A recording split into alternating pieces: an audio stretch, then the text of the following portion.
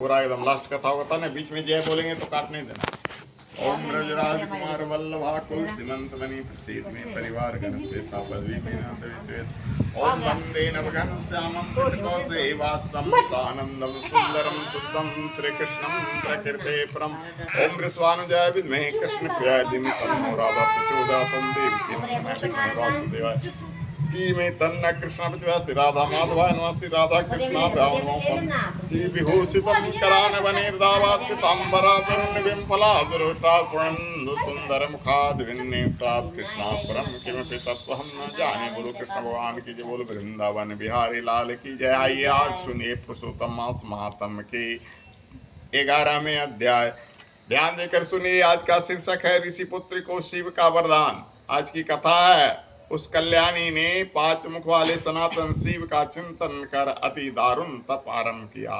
सर्पों के आभूषण, नंदी भृंगी सेवित 24 तत्वों और 3 गुणों से स्तुति किए 8 सिद्ध पुरुष और प्रकृति पुरुष से स्तुत और जिनके जटा मुकुट शोभित भाल में अर्धचंद्र, ऐसे शिव का ध्यान कर वह वाला ग्रीष्म ऋतु के सूर्य में पंचाग्नि के मध्य बैठकर दुष्कर तप करने लगी। योग तप में लगी हुई ऋषि कन्या को हे अर्जुन 1000 वर्ष बीत गए। पार्वती के पति शंकर इसके तप से प्रसन्न हुए, तब उसे अपने अगोचर रूप का दर्शन दिया।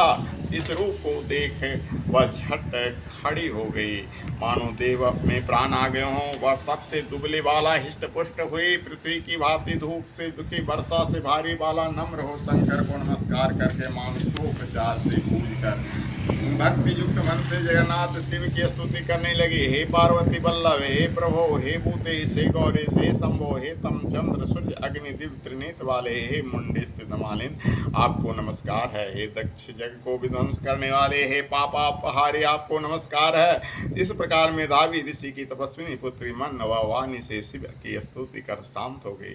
महाउग्र तप से युक्त उसकी स्तुति सुन प्रसन्न मुख से सदाशिव बोले, हे तपस्विनी, हे महाभागे, तेरा कल्याण हो तो मनवंचित वर मांग। ऐसा वचन सुनकर वह ऋषि कन्या बोली, हे दया सिंधु, मुझे कुछ और नहीं चाहिए, मुझे पति दीजिए, मुझे पति दीजिए।